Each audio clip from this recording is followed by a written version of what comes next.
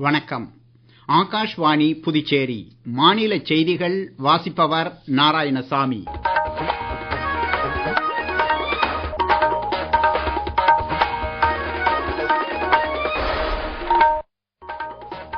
தலைப்புச் செய்திகள். உலகின் முன்னணி அறிவு மற்றும் வர்த்தக கேந்திரமாக இந்தியாவை மேம்படுத்த மக்கள் அனைவரும் ஒருங்கிணைந்து பாடுபட வேண்டும் என குடியரசுத் தலைவர் திருமதி திரௌபதி முர்மு கூறியுள்ளார். குடியரசு துணைத் தலைவர் பதவிக்கான தேர்தல் வாக்குப்பதிவு நாளை நடைபெற உள்ளது. எல்லா துறைகளும் பயன்பெறும் வகையிலான ஜிஎஸ்டி சீர்திருத்தங்களால் குறிப்பாக ஜவுளித்துறையில் அதிக பலன்கள் எதிர்பார்க்கப்படுகின்றன. புதுச்சேரியில் மழைக்கால நோய்களிலிருந்து மக்களை பாதுகாக்க அரசு எல்லா நடவடிக்கைகளையும் எடுத்து வருகிறது. இனி விரிவான செய்திகள். உலகின் முன்னணி அறிவு மற்றும் வர்த்தக கேந்திரமாக இந்தியாவை மேம்படுத்த நாட்டு மக்கள் அனைவரும் ஒருங்கிணைந்து பாடுபட வேண்டும் என குடியரசுத் தலைவர் திருமதி திரௌபதி முர்மு கூறியுள்ளார். இன்று புதுடில்லியில் பொறியியல் ஏற்றுமதி பெருக்க சபையின் பவள விழா கொண்டாட்டங்களில் உரையாற்றிய அவர், இந்திய பொருளாதாரத்தில் சுயசார்பை மேம்படுத்தி ஏற்றுமதியை பெருக்குதல் அவசியம் என்றார். உலக பொருளாதாரத்தின் ஏற்றத்தாழ்வுகளால் இந்திய பொருளாதாரத்தில் ஏற்படும் தாக்கங்களை குறைந்தபட்ச அளவில் கட்டுப்படுத்துவதே சுயசார்பு இந்தியா இயக்கத்தின் முக்கிய அம்சம் என்றும், இந்தியாவில் கொரோனா காலத்தில் தொடக்கப்பட்ட சுயசார்பு இந்தியா முன்முயற்சிகள் தொடர்ச்சியான முறையில் பலனளித்து வருவதாகவும் அவர் தெரிவித்தார். உலக வர்த்தகத்தில் உருவாகும் சவால்களை இந்தியர்கள் தங்களுக்கான வாய்ப்பாக எடுத்துக் கொள்ள வேண்டும் என்றும், இத்தகைய வாய்ப்புகளை நன்கு பயன்படுத்திக் கொள்ளும் திறன் குறிப்பாக இந்தியாவின் பொறியியல் துறையில் அதிகம் என்றும் குடியரசுத் தலைவர் மேலும் கூறினார். குடியரசு துணைத் தலைவர் பதவிக்கான தேர்தல் நாளை நடைபெற உள்ளது. நாடாளுமன்ற இரு அவைகளின் உறுப்பினர்களும் ஒற்றை மாற்று ஓட்டு முறையில் வாக்குச்சீட்டு மூலம் வாக்களித்து புதிய குடியரசு துணைத் தலைவரை தேர்ந்தெடுக்க உள்ளனர். தற்போது மக்களவையில் 542 உறுப்பினர்களும் மாநிலங்களவையில் 239 உறுப்பினர்களும் உள்ளதால் மொத்தம் 781 எம்பிக்கள் வாக்களிக்க தகுதி பெற்றுள்ளனர். இதில் குறைந்தபட்சம் 391 வாக்குகளை பெறக்கூடிய வேட்பாளர் வெற்றி பெற்றதாக அறிவிக்கப்படும். குடியரசு துணைத் தலைவர் பதவிக்கான தேர்தலில் தேசிய ஜனநாயக கூட்டணி சார்பில் திரு சிபி ராதாகிருஷ்ணன், இந்தியா கூட்டணி சார்பில் திரு சுதர்ஷன் ரெட்டி ஆகியோர் வேட்பாளர்களாக தேர்தல் களத்தில் உள்ளனர். குடியரசு துணைத் தலைவர் பதவியிலிருந்து திரு ஜெக்தீப் தன்கர் உடல்நலக் காரணங்களால் கடந்த ஜூலை மாதம் ராஜினாமா செய்ததை தொடர்ந்து தற்போது புதிய குடியரசு துணைத் தலைவரை தேர்ந்தெடுக்க தேர்தல் நடைபெறுகிறது. புதுடில்லியில் நாடாளுமன்ற வளாகத்தில் உள்ள பாலயோகி கலையரங்கில் நேற்று தொடங்கிய பிஜேபி மற்றும் தேசிய ஜனநாயக கூட்டணி எம்பிக்களுக்கான 2 நாள் பயிலரங்கின் நிறைவு விழாவில் இன்று பிரதமர் திரு நரேந்திர மோடி உரையாற்றுகிறார்.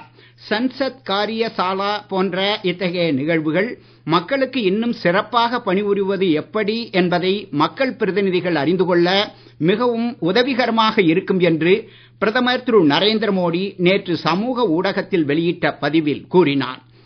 அடுத்த தலைமுறை ஜிஎஸ்டி சீர்திருத்தங்களை அறிவித்துள்ள பிரதமர் திரு நரேந்திர மோடியை பாராட்டி இப்பயிலரங்கில் தீர்மானம் நிறைவேற்றப்பட்டது.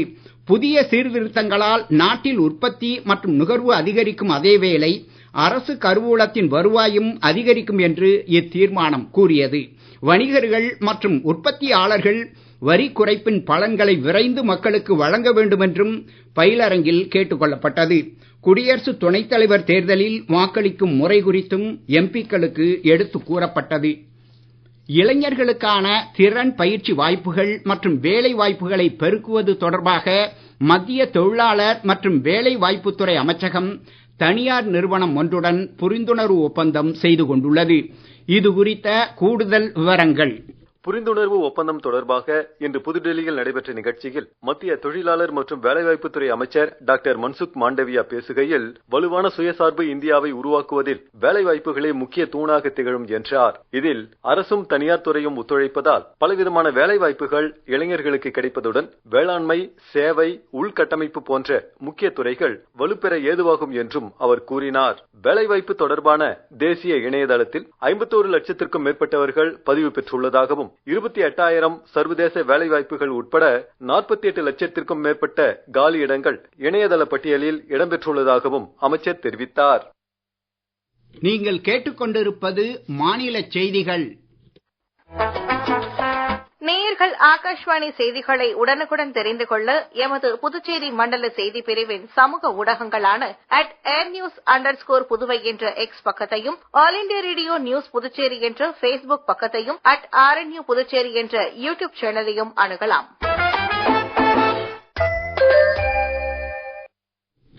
பிரதமர் திரு நரேந்திர மோடி சுதந்திர தின உரையில் அளித்த வாக்குறுதிகளின்படி மக்களுக்கான தீபாவளி பரிசாக மத்திய அரசு அண்மையில் அறிவித்துள்ள அடுத்த தலைமுறை GST சீர்திருத்தங்களில் சாதாரண மக்களுக்கான பல்வேறு வரி குறைப்புகளும் பொருளாதாரத்தை வலுப்படுத்தும் வகையில் GST நடைமுறைகளில் திறம்பட்ட பல்வேறு மாற்றங்களும் இடம்பெற்றுள்ளன. எல்லா துறைகளும் பயன்பெறும் வகையிலான இம்மாற்றங்களால் குறிப்பாக ஜவுளித்துறையில் அதிக பலன் ஏற்பட உள்ளது. இது குறித்த ஒரு செய்தி தொகுப்பு. ஜவுளித்துறையில் செயற்கை இழை நூல் மீதான 18% GST மற்றும் செயற்கை இழைகள் மீதான 12% GST 5% குறைக்கப்பட்டுள்ளது. இதனால் உற்பத்தியாளர்களின் நடப்பு மூலதன சுமையும் உற்பத்தி செலவுகளும் குறைந்து இத்துறையில் உற்பத்தி மற்றும் வேலைவாய்ப்புகள் அதிகரிக்கும். உடை வாங்குவதற்காக நடுத்தர வர்க்கத்தினர் மற்றும் குறைந்த வருவாய் பிரிவினர் செலவிடும் தொகை குறைந்து கிராமப்புறங்கள் மற்றும் 2ஆம் நிலை 3ஆம் நிலை நகரங்களில் துணி வகைகளுக்கான தேவையும் அதிகரிக்கும். இது அல்லாது தரை விரிப்புகள் போன்ற கைத்தறி துணி ரகங்கள் மீதான 12% சரக்கு மற்றும் சேவை வரியும் 5% குறைக்கப்பட்டுள்ளது. பெரும்பாலான துணி ரகங்கள் குறைந்தபட்ச அளவான 5% GST அடுக்கில் கொண்டுவரப்பட்டுள்ளதால் உள்ளூர் நுகர்வும் ஏற்றுமதியும் ஊக்கம் பெறும் என்று மத்திய ஜவுளித்துறை அமைச்சர் திரு கிரிராஜ் சிங் தெரிவித்துள்ளார். செயற்கை இழை துணி ரகங்களின் இறக்குமதியும் குறையும் என்று அவர் கூறியுள்ளார். GST சீர்திருத்தங்களை ஜவுளித்துறையினரும் வரவேற்றுள்ளனர். GST கட்டமைப்பில் அறிவிக்கப்பட்டுள்ள மாற்றங்களால் வணிகர்களின் வரி கணக்கு சுமை குறைந்து ஒட்டுமொத்தமாக நுகர்வோர் பயன்பெறுவார்கள் என்று ஜவுளி வணிகர்கள் தெரிவித்துள்ளனர். ஜவுளித்துறையில் பருத்தி, செயற்கை இழைகள் ஆகிய இரு பிரிவுகளிலும் சம அளவில் வளர்ச்சியை ஊக்குவிக்க GST சீர்திருத்தங்கள் பெருமளவில் உதவும் என்பது குறிப்பிடத்தக்கது. நடப்பு மழைக்காலத்தில் நீரினால் பரவும் நோய்களிலிருந்து மக்களை பாதுகாக்க புதுச்சேரி அரசு எல்லா நடவடிக்கைகளையும் எடுத்து வருகிறது. இத்தகைய நோய்களால் பாதிக்கப்பட்டவர்களுக்கு சிகிச்சை அளிக்க புதுச்சேரி அரசு பொது மருத்துவமனை மற்றும் மருத்துவக் கல்லூரி மருத்துவமனையில் தனி வார்டு அமைக்கப்பட்டுள்ளது. கிராமப்புற செவிலியர்கள் மற்றும் ஆஷா பணியாளர்கள் மூலம் அனைத்து பகுதிகளிலும் சுகாதார விழிப்புணர்வு பணிகள் மேற்கொள்ளப்பட்டு வருகின்றன. நீரினால் பரவும் நோய்களை தடுப்பதற்கான முறைகள் குறித்து அனைத்து ஆரம்ப சுகாதார நிலையங்களிலும் வழிகாட்டு நெறிமுறைகள் பரிந்துரைக்கப்படுகின்றன.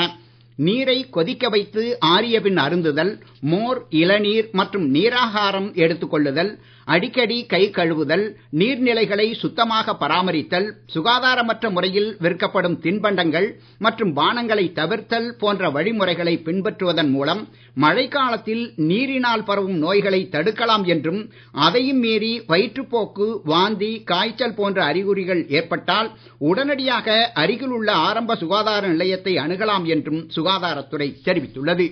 உருளையன்பேட்டை தொகுதியில் அசுத்தமான குடிநீர் விநியோகிக்கப்படுவதாக கூறியும் அதை கண்டித்தும் அத்தொகுதி மக்கள் இன்று சட்டமன்ற உறுப்பினர் திரு நேரு தலைமையில் மாசுபட்ட குடிநீர் மாதிரிகளுடன் பொதுப்பணித்துறை அலுவலகத்தை முற்றுகையிடும் போராட்டத்தில் ஈடுபட்டனர். உருளையன்பேட்டை மற்றும் நெல்லித்தோப்பு தொகுதிகளில் அசுத்தமான குடிநீர் அருந்தியதால் பாதிக்கப்பட்டதாக கூறப்படும் 40க்கும் மேற்பட்டவர்களுக்கு அரசு மருத்துவமனையில் சிகிச்சை அளிக்கப்படும் நிலையில் அஇஅதிமுக இளையோர் பாசறையின் மாநில செயலர் திரு தமிழ்வேந்தன் மற்றும் அக்கட்சி நிர்வாகிகள் இன்று மருத்துவமனைக்கு நேரில் சென்று பாதிக்கப்பட்டவர்களை சந்தித்து ஆறுதல் கூறினர். தேவை உள்ளவர்களுக்கு உடனடியாக தீவிர சிகிச்சை வழங்கவும் மருத்துவர்களிடம் இவர்கள் வலியுறுத்தினர். புதுச்சேரியில் மின்துறை தனியார் மயத்தை கண்டித்து இன்று ஆளுநர் மாளிகையை முற்றுகையிடும் நோக்கத்துடன் பேரணியாக புறப்பட்டு வந்த இந்தியா கூட்டணி கட்சியினரை போலீசார் பாதியிலேயே தடுத்து நிறுத்தியதால் நேரு வீதியில் பரபரப்பு ஏற்பட்டது. தடுப்புகளை மீறிச் செல்ல முயன்ற முன்னாள் முதலமைச்சர் திரு நாராயணசாமி, காங்கிரஸ், திமுக சட்டமன்ற உறுப்பினர்கள் உட்பட சுமார் 300 பேரை போலீசார் கைது செய்தனர். ஆந்திர கடலோர பகுதிகளை ஒட்டிய வங்கக்கடல் பகுதியில் இன்று வளிமண்டல மேலடுக்கு சுழற்சி நிலவுகிறது. இன்றைய தினம் தமிழகத்தில் ஒரு சில இடங்களிலும் புதுச்சேரி, காரைக்கால் பகுதிகளிலும் லேசானது முதல் மிதமான மழை எதிர்பார்க்கப்படுகிறது. தேனி, திண்டுக்கல், மதுரை, தஞ்சை, நாகை, திருவாரூர் உள்ளிட்ட மாவட்டங்கள் மற்றும் காரைக்கால் பகுதியில் ஓரிரு இடங்களில் கனமழைக்கு வாய்ப்பு இருப்பதாகவும் வானிலை ஆய்வு மையம் தெரிவித்துள்ளது. மீண்டும் தலைப்புச் செய்திகள். உலகின் முன்னணி அறிவு மற்றும் வர்த்தக கேந்திரமாக இந்தியாவை மேம்படுத்த மக்கள் அனைவரும் ஒருங்கிணைந்து பாடுபட வேண்டுமென குடியரசுத் தலைவர் திருமதி திரௌபதி முர்மு கூறியுள்ளார். குடியரசு துணைத் தலைவர் பதவிக்கான தேர்தல் வாக்குப்பதிவு நாளை நடைபெற உள்ளது. எல்லா துறைகளும் பயன்பெறும் வகையிலான GST சீர்திருத்தங்களால் குறிப்பாக ஜவுளித்துறையில் அதிக பலன்கள் எதிர்பார்க்கப்படுகின்றன. புதுச்சேரியில் மழைக்கால நோய்களிலிருந்து மக்களை பாதுகாக்க அரசு எல்லா நடவடிக்கைகளையும் எடுத்து வருகிறது. இத்துடன் இந்த செய்தி அறிக்கை நிறைவு பெறுகிறது. வணக்கம்.